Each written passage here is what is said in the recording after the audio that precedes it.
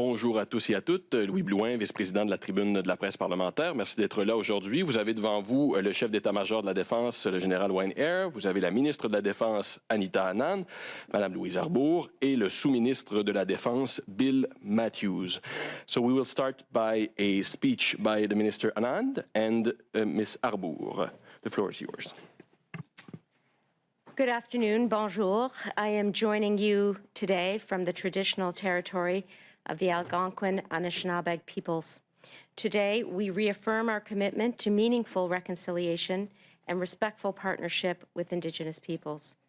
Aujourd'hui, nous accueillons l'ancienne juge de la Cour suprême, l'honorable Louise Arbour, pour la publication du rapport final de l'examen externe complet et indépendant sur l'harcèlement sexuel et l'inconduite sexuelle au sein du ministère de la Défense nationale et des Forces armées canadiennes.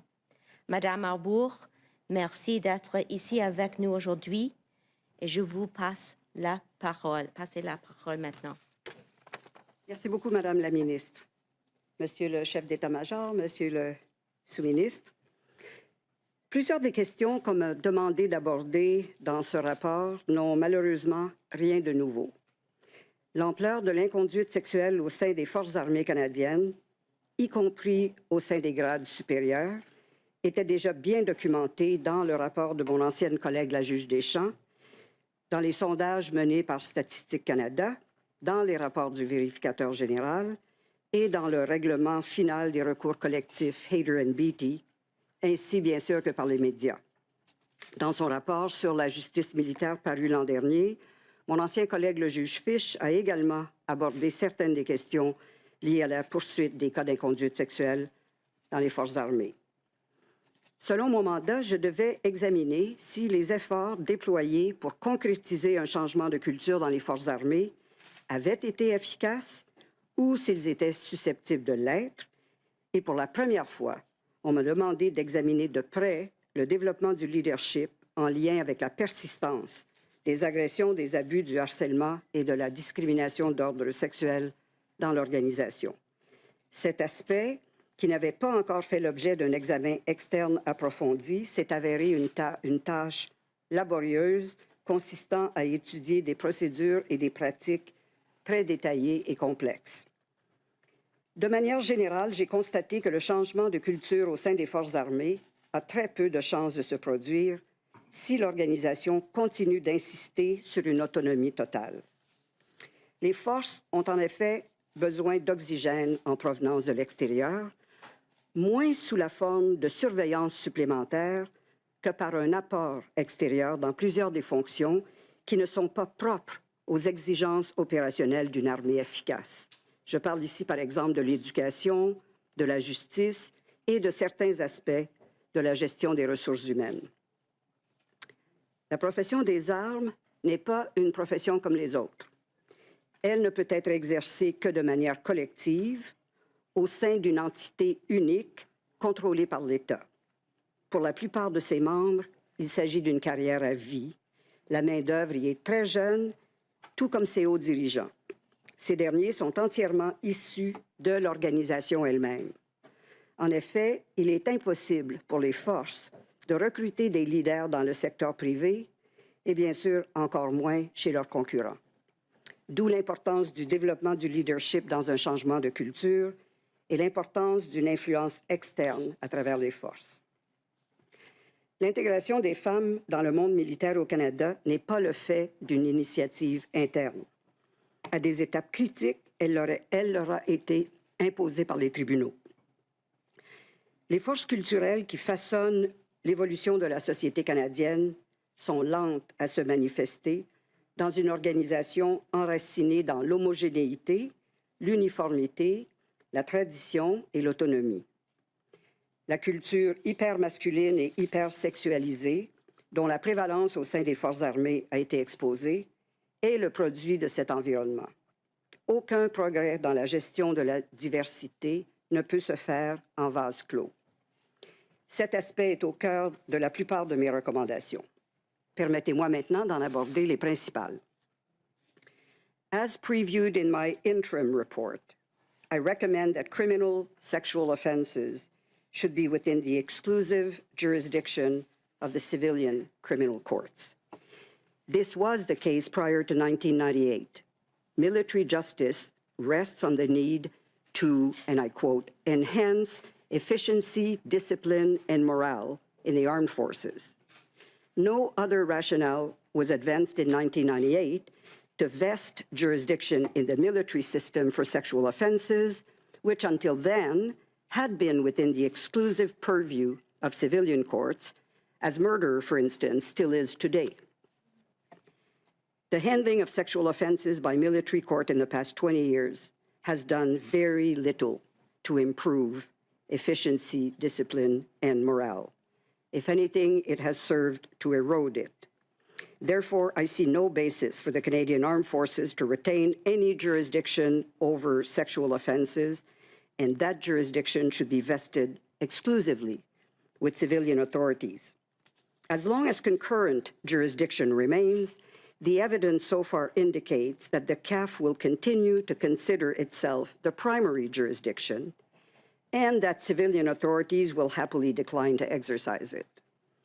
This is particularly surprising considering that, on average, the military justice system handles approximately 30 sexual offense cases per year, and that's combining summary trials and court-martial, while civilian courts process over 2,300 such cases every year. Worse still, the idea that the choice of forum should rest on victims imposes on them an unfair burden, as they could never be fully equipped to make an informed decision. I also recommend that the duty imposed on CAF members to report sexual misconduct should be abolished. In response to the long-standing problem of underreporting, the CAF leadership stressed the existence of the duty to report, which rests both on victims and bystanders alike. This serves only to impose additional hardship on victims while posing moral dilemmas on those wanting to respect their wishes. I note that last week the Minister announced an amendment to the Queen's Regulation and Orders purporting to relieve senior officers involved in the class actions restorative engagement process from that dilemma. I think it's really important that the same be done for the rest of the CAF members who are confronted with that issue on a daily basis. I also recommend that victims of sexual harassment and discrimination should be facilitated access to the Canadian Human Rights Commission and Tribunal, and that better resources be made available through the Sexual Misconduct Resource Centre. The Canadian Human Rights Tribunal is an external source of expertise which has already had a very important impact on the integration of women in the CAF. I simply recommend that the CAF should stop objecting when complainants seek redress in that forum.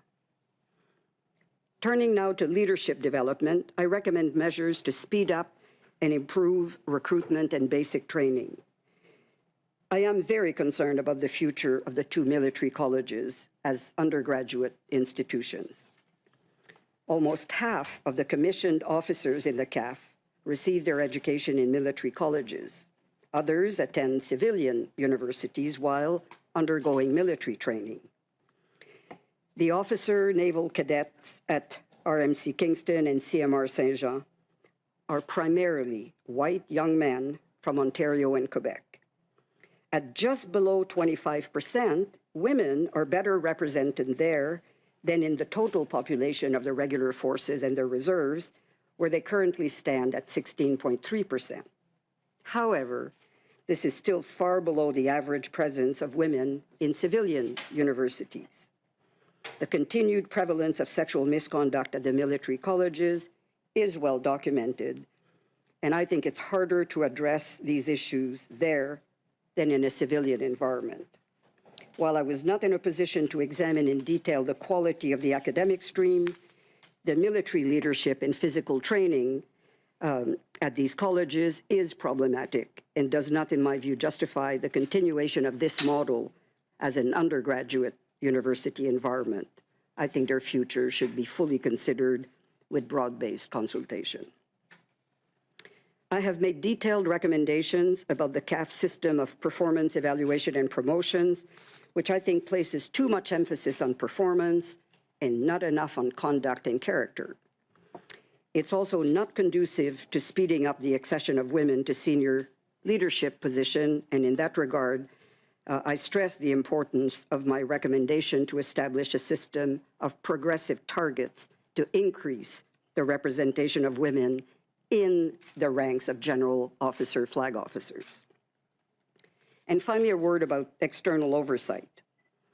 My recommendations are all interrelated. If what I have referred to in my report is implemented, then I don't see the need for an inspector general to oversee culture change in relation to sexual misconduct. The minister and the Department of National Defense have an important role to play, and the contribution of civilians should be enhanced throughout as a source of knowledgeable outside expertise. I add that I am concerned, of course, about the multiplication of bureaucracies with powers only to recommend, whatever their structure and composition. The CAF has already a massive amount of existing recommendations that it needs to address. In light of previous inertia in that regard, and of my experience in the implementation of my interim report, I recommend the immediate appointment of an external monitor to ensure the implementation of my recommendations, should, of course, the minister accept them. I look forward to the government's final position on all these issues before the end of the year.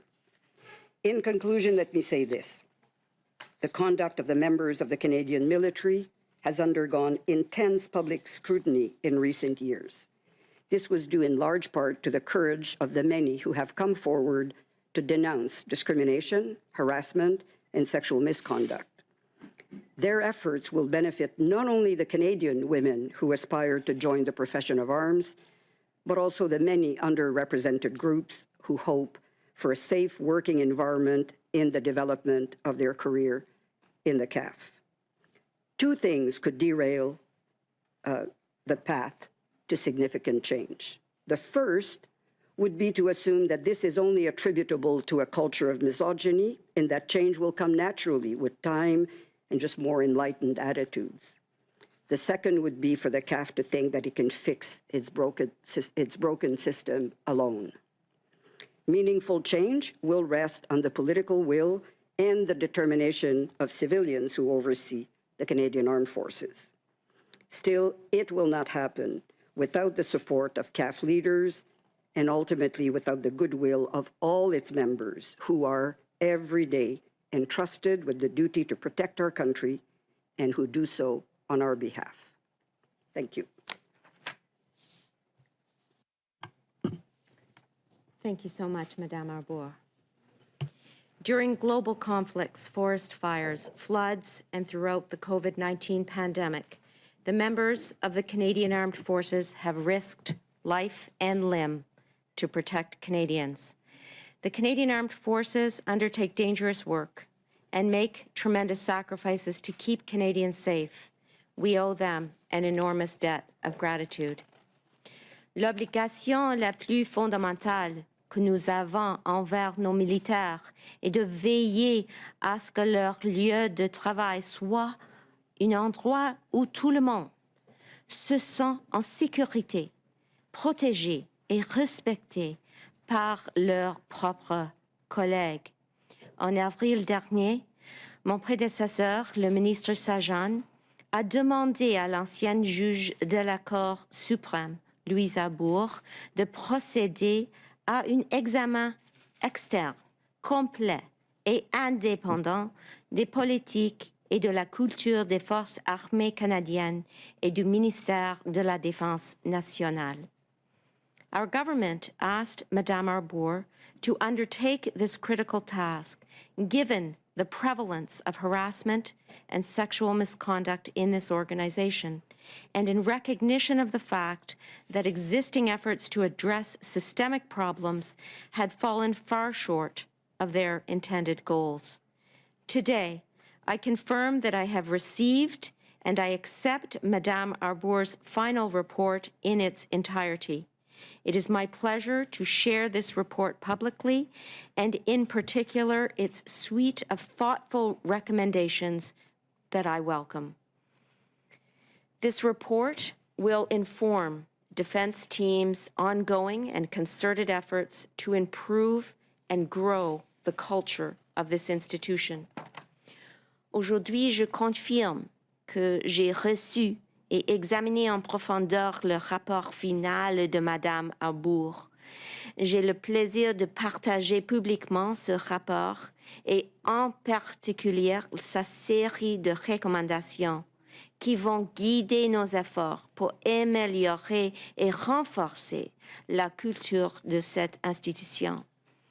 The report is extensive, with 48 substantive recommendations addressing a wide array of issues, such as the definitions of sexual misconduct, the military justice system, military colleges, and the role of the Sexual Misconduct Response Center, to highlight just a few, so that we can rebuild trust.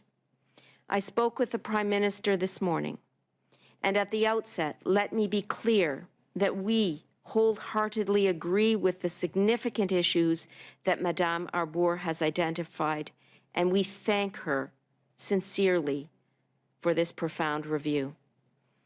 I recognize that some may express skepticism about our ability to achieve and our commitment to pursue reform. Let me clearly state my belief that this is the moment to create change, and we expect the Canadian Armed Forces and the Department of National Defence to establish meaningful reforms that stand the test of time. Before I address the report itself, I will review several ongoing initiatives to reform the culture of the Canadian Armed Forces, many of which closely align with Madame Arbour's recommendations. L'année dernière, nous avons lancé le groupe Chef Conduite Professionnelle et Culture sous la direction de la Lieutenant Générale Carignan. Ce groupe élabore actuellement une stratégie globale de changement de culture qui devrait être publiée en décembre, et je remercie sincèrement la Lieutenant Générale Carignan pour son leadership. Over the past year as well, we have also expanded the reach, the independence, and the services offered by the Sexual Misconduct Response Center, thanks to the efforts of Dr. Denise Preston and so many others at the SMRC. Canadian Armed Forces members, national defense employees, and veterans alike can all receive the high standard of support when they reach out, including through the SMRC's confidential 24/7 helpline. The SMRC is also coordinating a restorative engagement program for members of the DND-CAF Hayter-Beatty class action and defense team members affected by sexual misconduct. This program enables our institution to hear from thousands of class members who suffered from misconduct in the workplace, so that their experiences can inform our culture change efforts. De plus, nous définissons nos attentes en matière de conduite pour tous nos militaires par le biais du nouvel ethos des forces armées canadiennes, appel digne de confiance pour servir, qui sera publié prochainement. And we are strengthening and modernizing the military justice system. Next month, the Declaration of Victims' Rights will come into force, which will afford victims of service offenses the same rights as victims in the civilian criminal justice system. And then finally, on November 4th, 2021, I accepted an interim recommendation from Madame Arbour to refer the investigation and prosecution of criminal code sexual offenses from the military justice system to the civilian justice system. And since receiving that recommendation, we have worked closely with federal, provincial, and territorial partners to begin the referral of sexual assaults and criminal offenses of a sexual nature to civilian authorities. I've written to provincial and territorial ministers and updated Madame Arbour on our progress throughout. In January, the RCMP began to accept transfers of new files from the forces. En février, le ministère de la Sécurité publique du Québec a conseillé à son service de police d'accepter les nouveaux dossiers et les transferts en fonction de sa capacité et a souligné qu'un protocole détaillé était en cours d'élaboration. Several municipal and local police forces have also accepted transfers on an ad hoc basis. I thank my colleagues, Ministers Lametti and Mendicino, for their collaboration as we pursue this change, and recognize that there remains more work to be done. And in this regard, I will be writing to provincial and territorial partners this week about the path forward.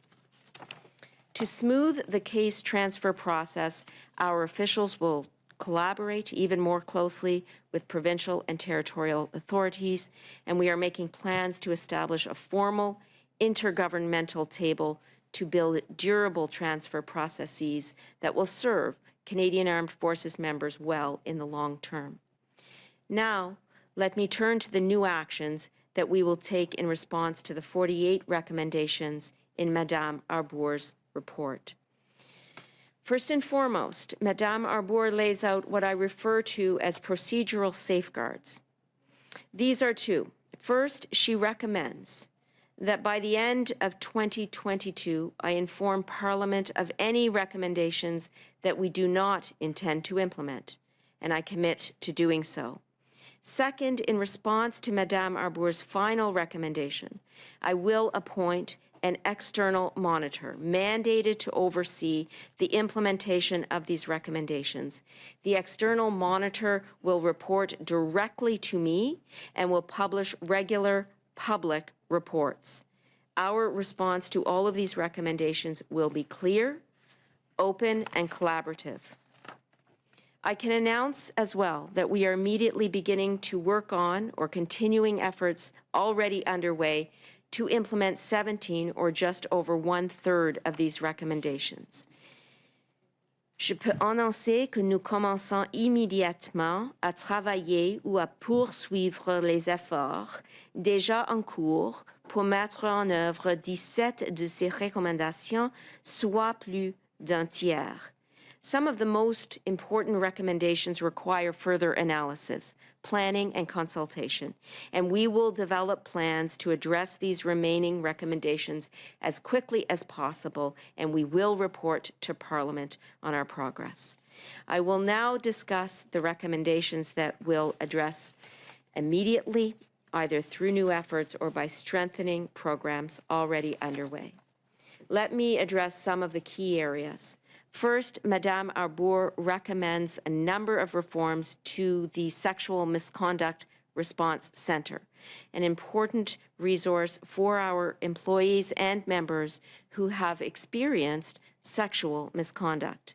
Madame Arbour's 12th and 13th recommendations are that we rename the SMRC to the Sexual Misconduct Resource Center, and that the SMRC's role should evolve to primarily provide resources for complainants, victims, and survivors of sexual misconduct.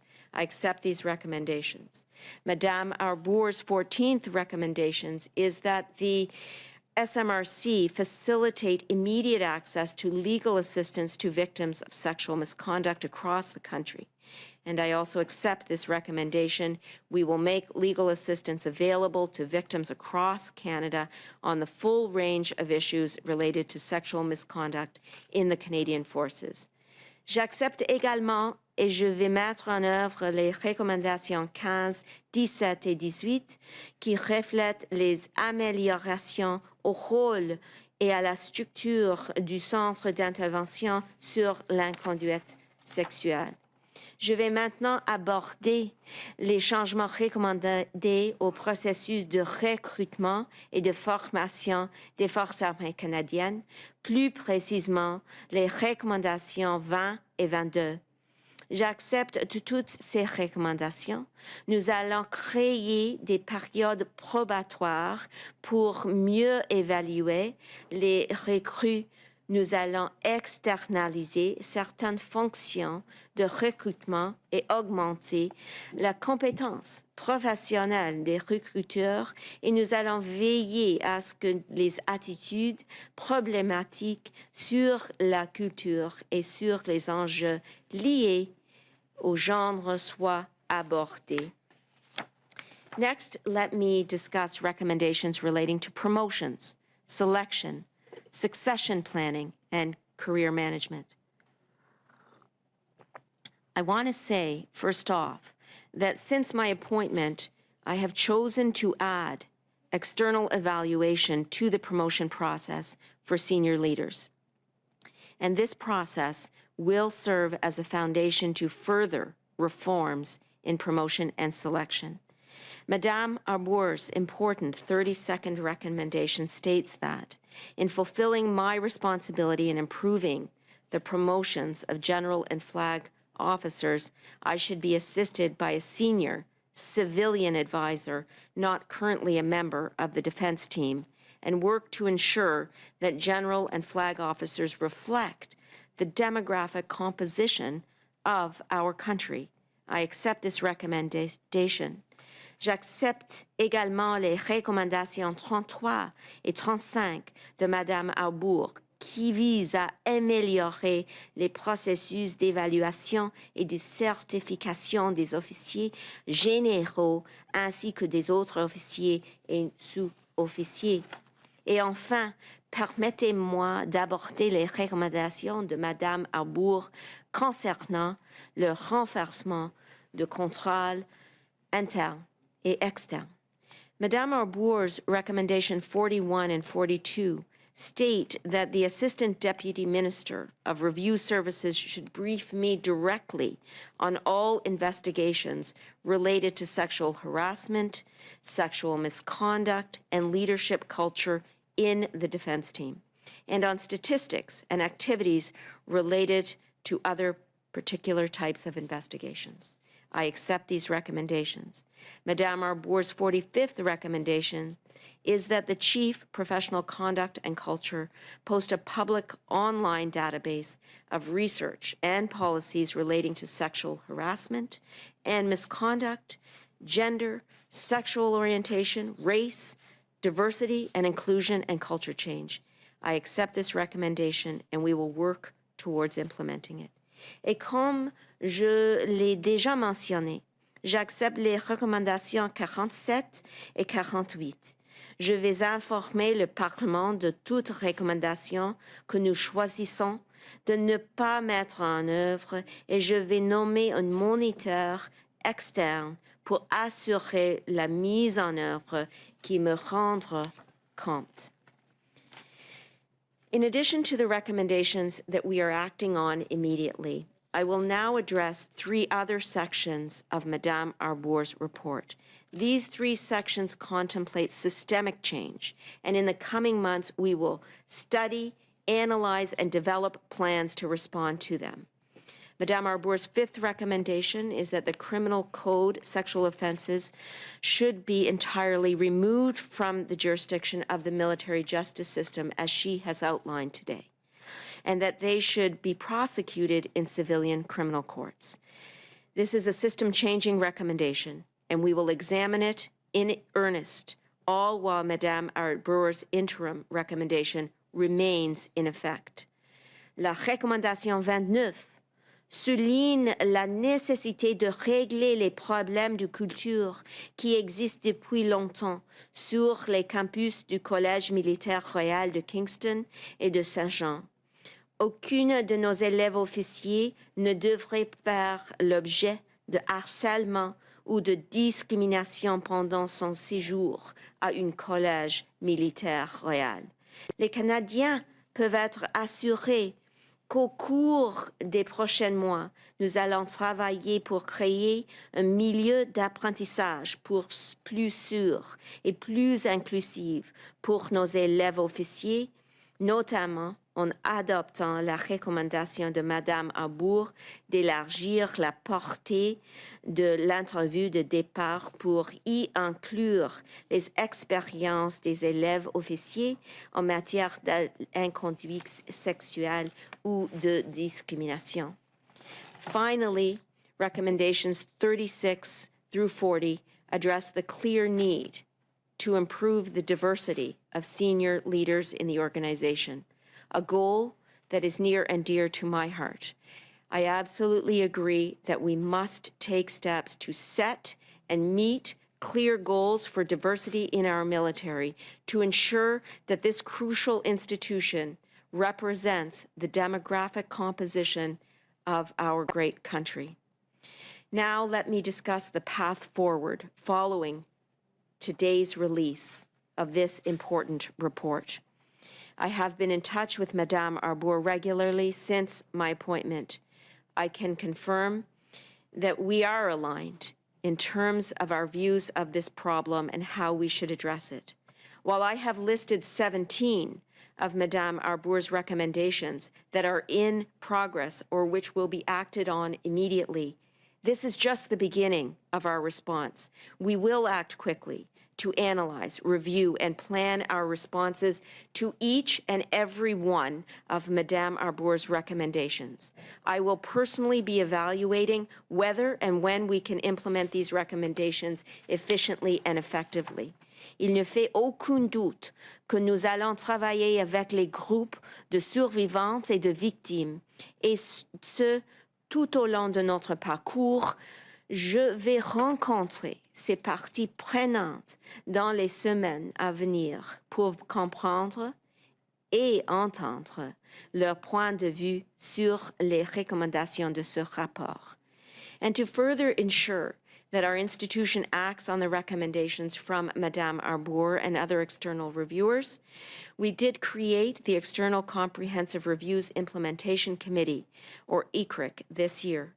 ECRIC will coordinate and oversee our action plan based on these reports and ensure that nothing falls through the cracks. Further, we will keep Canadians informed about this important work through quarterly briefings and the Pathways to Progress online tracker. This tracker is publicly available. It provides an overview of each of our lines of effort around culture and conduct and the change related to each. Now let me conclude.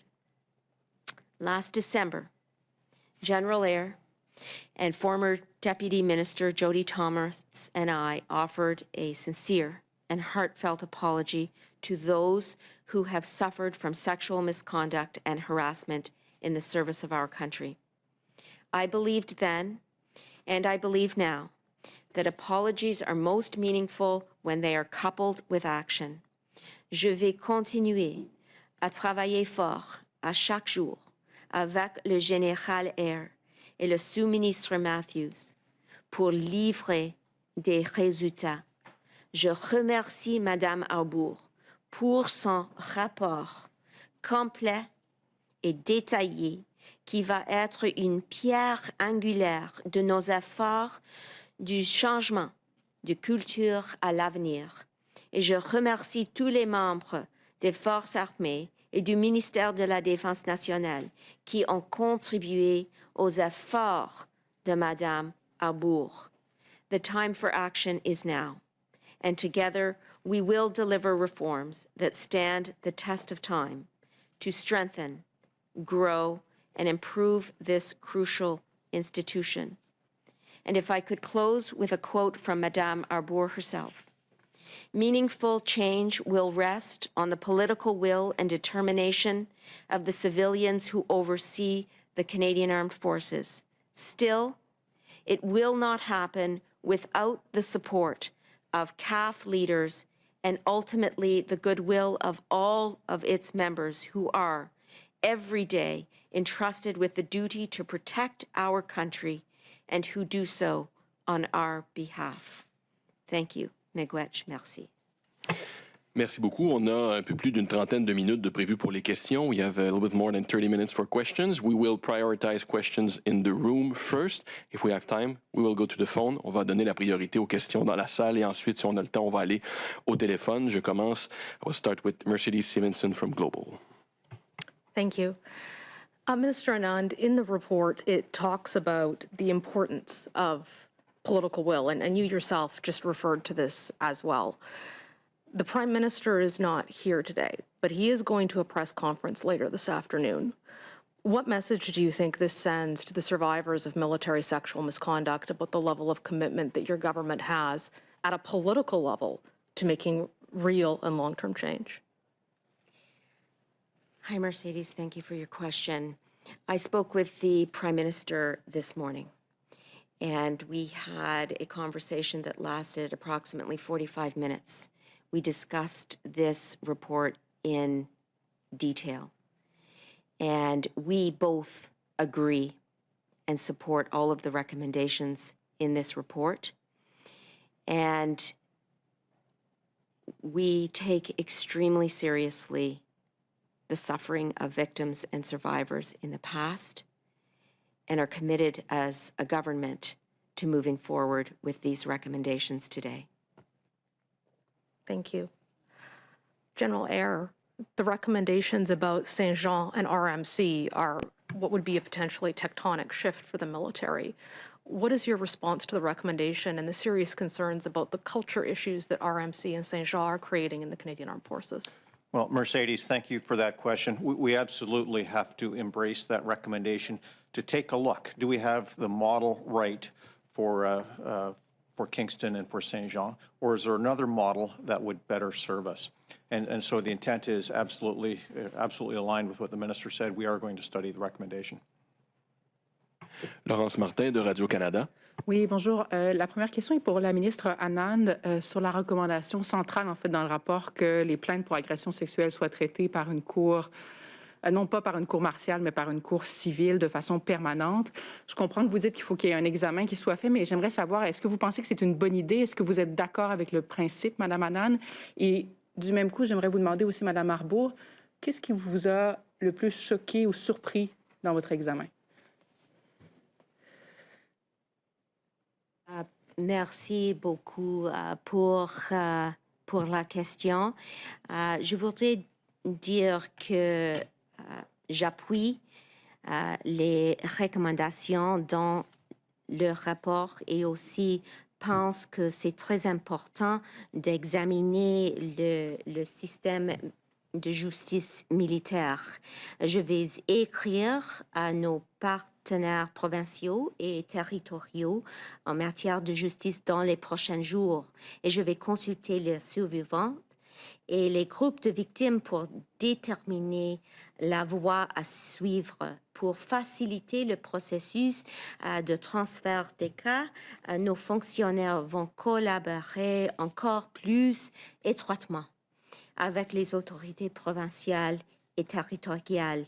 Nous devons établir et nous allons établir une table intergouvernementale officielle afin d'élaborer des processus de transfert durables qui serviront bien les membres des forces armées canadiennes à long terme. Mais à votre question, oui, j'appuie les recommandations et toutes les recommandations. C'est une question de mettre en œuvre la recommandation et peut-être le sous-ministre, je ne sais pas si vous allez répondre avec quelque chose aussi. Juste pour renforcer les mots que Mme la ministre vient de dire, on doit consulter avec nos partenaires dans la province et les territoires pour s'assurer que le processus est bien développé et le travail là va commencer tout de suite. Merci. Alors, vous voulez que je réponde à votre question sur qu'est-ce qui m'a le plus surpris? Oui, choqué, surpris. Je pense que de façon générale, ce qui m'a le plus surpris, c'est l'intensité de l'environnement hermétique dans lequel cette organisation fonctionne. Et vous savez, moi, je viens d'une organisation qui, historiquement, était aussi très hermétique, c'est-à-dire le monde judiciaire, le monde de la magistrature. Mais si je compare un peu à quel point le monde judiciaire, c'est quand même essayer de se mettre au pas, surtout après la Charte canadienne des droits et libertés, mettre au pas de la société civile, c'était très frappant pour moi à quel point il y a une espèce d'autarcie au niveau des forces armées. Puis je pense que ça inspire toutes mes recommandations. L'importance d'amener un peu d'oxygène de l'extérieur dans une organisation qui ne pourra pas évaluer en vase clos. Ma question de suivi est pour la ministre Anand. Bon, le rapport est vraiment sans appel. Là, on dit que les efforts depuis le rapport des champs ont échoué. Votre gouvernement est au pouvoir quand même depuis 6 ans. Est-ce que vous prenez une partie du blâme?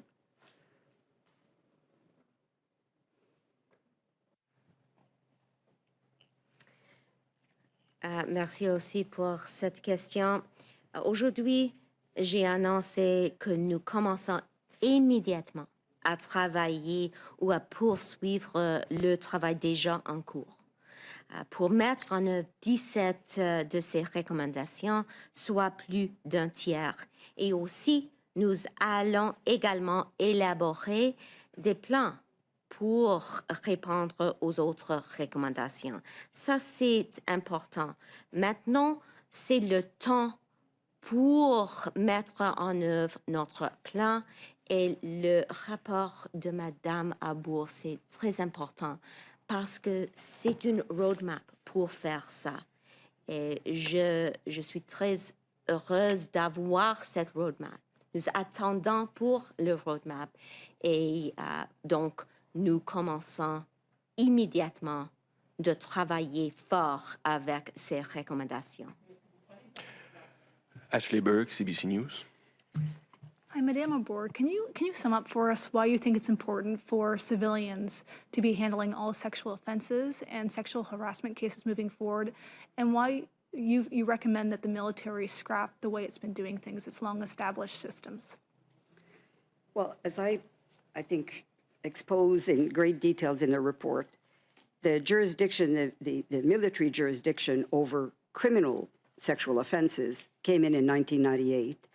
It's been virtually impossible to find any rationale behind that expansion of military jurisdiction. Prior to 98, this was fully within the ambit of civilian courts. And the only rationale is the fundamental rationale for military justice at large, which is the necessity to improve discipline, efficiency, and morale. And 20 years later, I think if you compare in details the progress of military justice in sexual-related offenses and in the civilian system, it's pretty clear that there's been very little improvement of efficiency, discipline, and morale through that. I'll just give you an example. The minister just referred to the Declaration of Victims' Rights. That came into force in the criminal civilian system in 2015. It's going to come into force in the military justice system this June. It took 7 years for military justice to step up to the improvement in the civilian system. And I want to be very clear. I'm not suggesting that the prosecution of sexual offenses throughout Canada in the civilian system is perfect. But I think the disconnect between that and what's happening in the military system is not sustainable. I think and when I say in my report, the CAF has to open up to outside partners, civilian, the CAF should let others do what they can do better and more efficiently and concentrate on its operations. And in my view, it's true in justice, it's true in education. I didn't look at health because this was not within my mandate, but I think in the context of justice, imperfect as our civilian courts are, the capacity, the momentum for progress in the example of the Declaration of Victims' Rights, I think is one of many examples that could be given. I think it will be better handled. It will have greater impact, more equity for victims if all this is done in the civilian system. And I should add, in my interim report, I recommended, presently there's concurrent jurisdiction, right? Both systems can do it. I recommended that in the interim, it should go to the civilian system. Here, I'm recommending that the jurisdiction of civilian court should be exclusive, that it should be completely taken away from the military system. And the reason for that is I believe that if a concurrent system is maintained, the competition between the two will not land the issue where I think it belongs. The military system will be keen to maintain it, and the civilians have already, surprisingly, in my view, expressed in some cases some reluctance to exercise a jurisdiction that they currently have, right? So I'm very concerned about the maintenance of concurrent jurisdiction. The minister has referred to the setting up of an intergovernmental body to manage that. We're talking 30 cases a year across the country. Seriously? And you have it in my report. Currently, there's also concurrent jurisdiction between the military system and civilian courts for driving offenses, driving under the influence, impaired driving. The military defers to the civilian system on that, and there's no intergovernmental bodies or a memorandum of understanding of protocols, or it's just they're happy to let the civilian system handle these cases.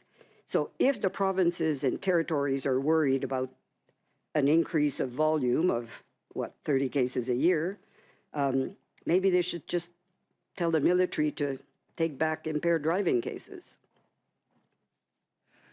Minister Anand or General Eyre, we've been asking for months to find out the number of cases that the forces have transferred over to the civilian system. Can you provide us an update today on those numbers? And as well, how many cases have been closed since your announcement was made in November 2021 that ongoing cases would be transferred over?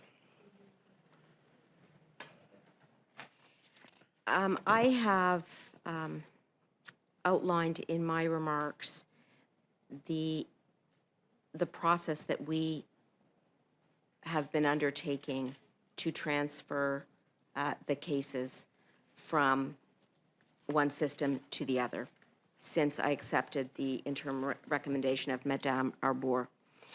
The alleged sexual offenses that are still in the court-martial system all flow from the charges that were laid before Madame Arbour's recommendation was received. And that is on the direction of the Director of Military Prosecutions, which stated that prosecutors should transfer these cases and consider the views of a complainant in doing so.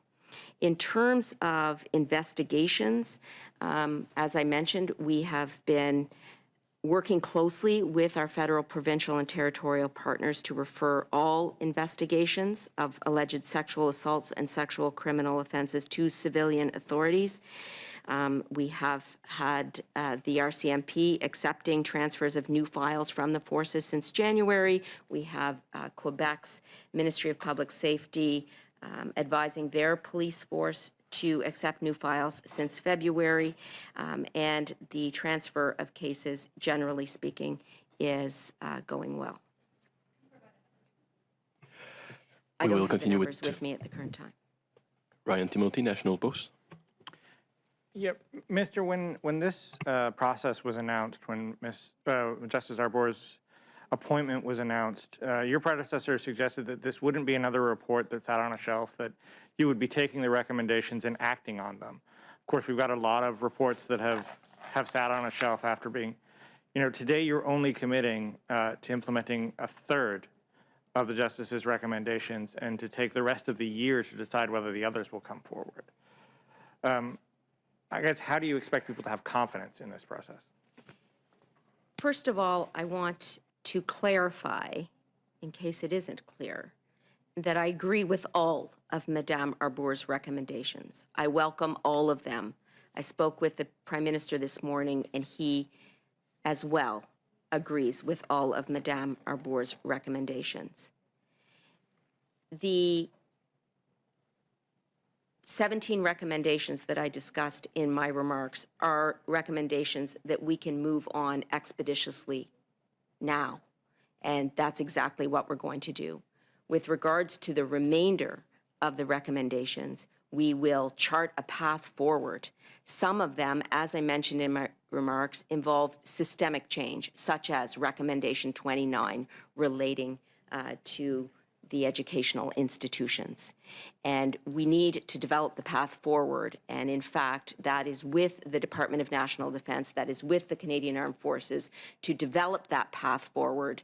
And we will, of course, be in constant communication with the external monitor, whom I will appoint, to evaluate and to ensure that we are respecting the wishes and the words of this report. I'm not sure if General Eyre or Deputy Minister Matthews would like to add anything about the process on the remainder of the recommendations. So I think the establishment of the ECRIC, the External Comprehensive Review Implementation Committee, is going to be important in this regards to implement not just the recommendations in this report, but all of the other ones we've had as well, to look at ones that have the similar theme, to be able to address those as intended, to ensure that we have that alignment. The external monitor that the minister has committed to is going to be important as well for holding our feet to the fire to ensure that those are implemented. Follow up? Yeah, just to follow up, I'm sorry, I'm not sure I'm understanding this correctly. Are you saying you were going to implement all of these recommendations and it's just a matter of how, up to and including closing the colleges? And then specifically on one of these recommendations on transferring sexual assault cases to the civilian system, Justice Arbour just put a fairly eloquent reason for doing that, but it sounds like you're not committed to doing that long term. Thank you. I agree with all of the recommendations, and I expect DND and the Canadian Armed Forces to examine quickly how we can do this, and if not, why not. The wording of the recommendation relating to reporting to Parliament does suggest that there will be a process of analysis in terms of charting the path forward to implement recommendations. And that is the work that the Canadian Armed Forces and the Department of National Defence will take on in earnest in terms of responding to this report. In other words, I agree with and support all of these recommendations, and I do expect our officials to examine quickly how we can do this, and if not, why not? So we will try to keep the answers and the questions short, please. We're trying to fit as much people as we can. Mackenzie Gray, CTV News. Minister and General Eyre, I'd like a response from both of you on this. And there's been many reports previously, and we've heard from victims of sexual assault and sexual abuse over the years, but not a lot's changed for them. So what would you tell them today about why this is going to be different than what's happened before, when we've got previous reports saying many similar things?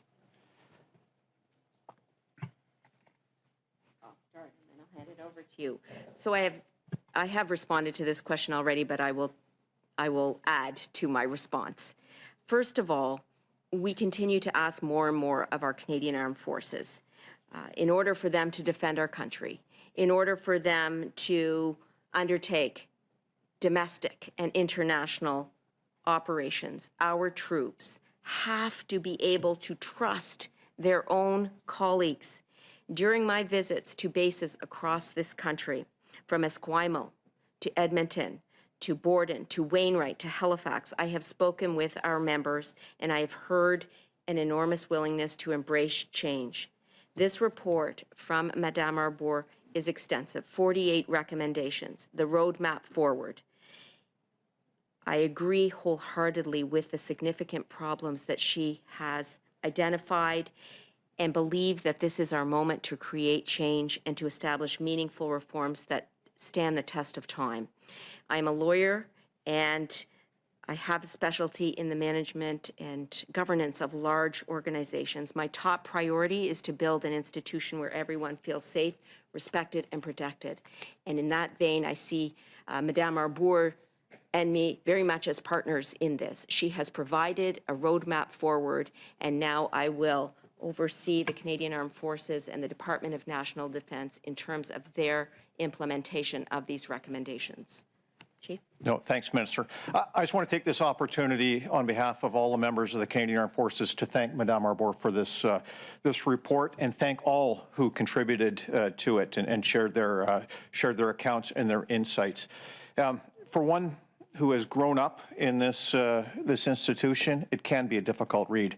And perhaps what has happened in the past is we've been too defensive when we've had an external set of eyes on us. But we got to take this report in the spirit in which it was intended, and that is to make us a better institution, to improve our institution so that we can continue to deliver for Canadians. Our country is under increasing threat across all elements of national power in all domains. And we owe it to this country to be the best institution we can, because the country is going to be increasingly calling upon us. If we can't protect our people, if our people can't feel safe, if we can't attract and retain talent from all segments of Canadian society, we are going to fail Canada. That's why it's so important. That's why change has to happen. In her opening comments in the report, Madame Arbour talks about palpable change being in the air. I sense that as well. As I go around with the minister, as I have my own visits, as I talk to our own leaders at various levels, that desire for change is there. We owe it to our people to make the changes. We owe it to our people to have confidence in their leadership and their reporting systems. So change is absolutely necessary. We have to welcome an external view of our organization, because as we've made clear over the course of the last year, we don't have all the answers. We don't have it ourselves. We have to welcome an external view, because no one has a monopoly on all the solutions that are required for the complex human problems that we're facing. Mr. Arbour, my follow-up question is for you. You know, we've had many reports on many different subjects by esteemed people like yourself who come through, and we hear from ministers and other people who say we're going to implement some of these things, but the minister's already saying she's not willing to commit right now to implementing all of the measures. Are you worried that in the end this might end up just being one of those reports that collects dust on the shelf and only some of the things get implemented? Let me say at the outset that in my previous professional life, I spoke in court orders, not recommendations. So I have to adjust to an environment in which you could do all this work and come up with what, in my view, is the clear way forward, but I can't force it on anybody. I hope that the force of persuasion of the analysis that is contained in the report will actually carry. But I should also say maybe one of the most important recommendations I made in this report is for the minister to say publicly, within a short time frame before the end of the year, which ones they don't intend to move on.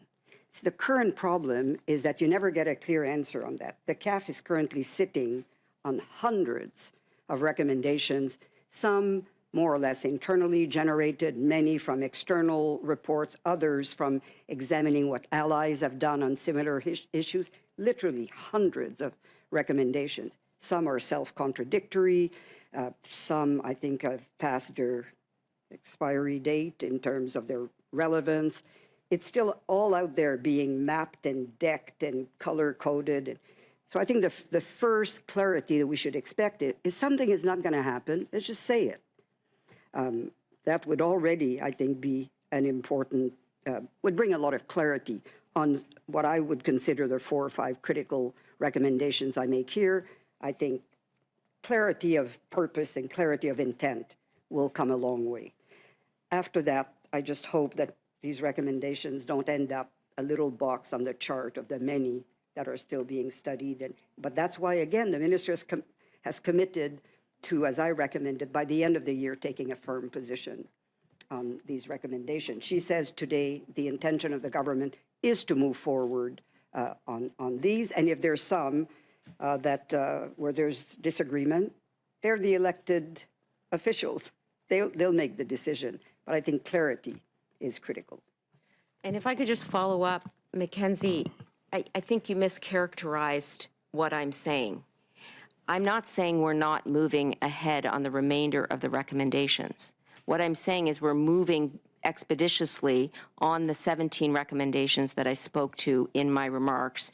And the remainder of the recommendations I agree with, and I'm needing my department and the Canadian Armed Forces to provide me with the path forward.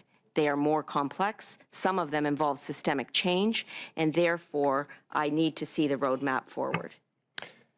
Libertion, Canadian Press. Yes, hi. Thanks for talking to us today. I wanted to follow up on that point. I mean, everyone's talked about the numerous reports, numerous recommendations we've had before, going back to Deschamps and even before that. you have accepted every recommendation in principle. So I don't understand the point of having this external or external monitor when, you know, at the end of the day, it seems like everything's been accepted anyways. Madame Arbour, a lot of people have said what's necessary is external oversight. Yeah, I know you've emphasized the importance of civilian oversight. We have either seen governments unwilling or unable for years, decades perhaps, to exercise that power. And they say, experts have repeatedly said, what's necessary is that external oversight, an inspector general, a stronger ombudsman's office, something like that. I'd like you to explain why you have any confidence that this government or any government is going to exercise that civilian oversight that you have emphasized, you have talked about, but which they have repeatedly refused to do. As I explained, I think, in some details, first of all, I don't see the need for an inspector general type of office being created as an oversight on change with respect to sexual misconduct. This is not about procurement or excellence in operations, right? This is a very targeted issue. We've looked at what these functions are in other countries. In Australia, for instance, it's overwhelmingly to oversee the military justice system. Well, if my recommendations are implemented, and that's my premise, I don't see the need for an inspector general if everything else in this report is implemented. If this is implemented, sexual offenses will be in the civilian courts. All the serious sexual harassment cases will be before the Canadian Human Rights Commission. So there's a lot of oversight no longer necessary because the work is going to be done within competent external authorities. And I want to stress, I am very concerned about multiplicity of processes, all with the same power to make further recommendations. That's what essentially an inspector general would do. We have the auditor general who's looked at that issue on several occasions. There's an ombudsman. There's parliamentary and Senate committees that have been on this issue for a long time. The media has played a critical role. Academics, it's a small academic community, but they're on it. At some point, you have to ask yourself, you know, if you create too many of these so-called oversight bodies, you dilute the political responsibility of the people sitting here.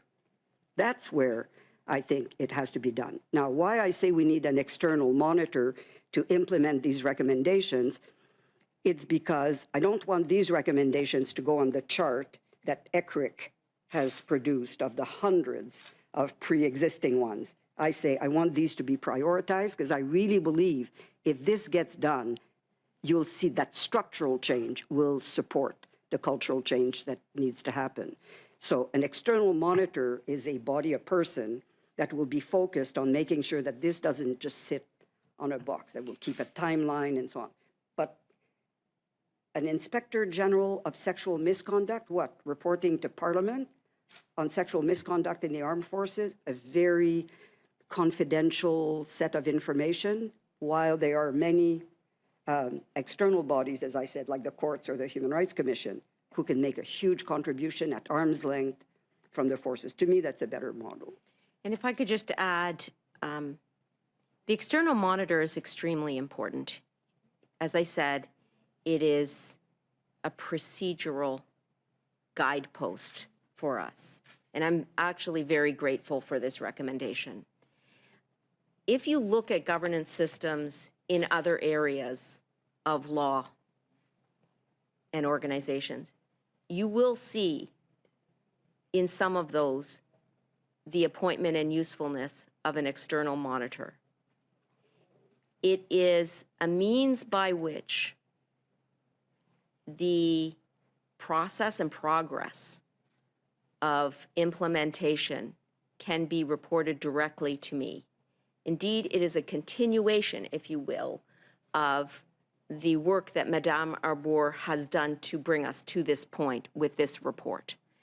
So from a governance standpoint, the existence of an external monitor is very sound. It is novel, and it will be very useful. And I'm grateful for the recommendation. Let me just, Minister, if I may just add, I make a reference in my report to the experience I've had with my interim recommendation. So last November, The minister accepted my recommendation that sexual offenses should go to the civilian courts, right? I also made a recommendation there that the progress on implementing this interim recommendation should be reported to me on a monthly basis. Well, that was, in a sense, a precursor to this model. I am persuaded that had I not had monthly contact with the prosecuting authorities and the investigating authorities, the CFNIS and the JAG, on a monthly basis, and with the minister, they'd still be drafting the letter to the provincial authorities about how to move forward. I'm absolutely persuaded of that. The pace, the speed, the need to answer to someone about, well, what's happening? The minister says she's moving forward on that. So to me, this was a kind of micro experiment on the necessity to have somebody from the outside in charge of keeping the pace of progress. There we go. Sorry. And as a follow-up, Minister, understanding what you're saying about accepting the recommendations, hearing what Madame Arbour has said about political responsibility, and I don't want this question to seem flippant, but, you know, in the past, whenever we've had these scandals, it's often fallen to the military and the military leadership as being responsible. They're the ones who have been taken to task for this. If this report falls by the wayside, these recommendations go the way of so many others, are you and the Prime Minister prepared to take responsibility for the next scandal? This report will not fall by the wayside, as you've heard from me this morning. We are moving forward expeditiously with the first 17 recommendations, and we will move forward with the remainder once I'm presented with a plan for their implementation. A further important point is the willingness of the Chief of Defense Staff, in whom I have faith, as well as my Deputy Minister, in whom I have faith, to work collaboratively to ensure the recommendations in this report are given their full due and responded to effectively and efficiently. That's what's different this time, the team. And Madame Arbour has enabled us to have the roadmap to move forward in a very deliberate and responsible way. If we do not take this moment for what it is and implement the recommendations that identify deep areas of need for change in the Canadian Armed Forces and the defense team broadly, we run the risk of not being a fully effective military domestically and internationally. And in this moment in time, when the world appears to be growing darker, we must grab the bull by the horns and make these changes now. Madame la ministre, le temps est écoulé. Est-ce que vous permettez qu'on aille à une dernière question en français, juste pour une question d'équilibre au téléphone, sans suivi? Ça vous va? Alors, on va permettre à ma collègue Émilie Bergeron de la presse canadienne de poser une question. Merci beaucoup. Ma question pour Madame la ministre. Madame Anand, vous avez dit parmi toutes les recommandations que vous acceptez que vous allez nommer une personne indépendante là, chargée de surveiller le progrès de chacune des recommandations. Dans le rapport, Madame Arbour demande à ce que cette personne soit mandatée immédiatement. Donc, à quel moment allez-vous nommer cette personne? À quel moment elle va commencer son mandat? Et aussi, vous avez parlé de rapports fréquents de cette personne. Donc, à quelle fréquence exactement? Est-ce que ça va être à chaque mois, par exemple? Puis-vous clarifier? Merci. Aussitôt que possible. Ça, c'est la réponse. Nous devons le faire aussitôt que possible et nous allons le faire. Merci à tous et à toutes.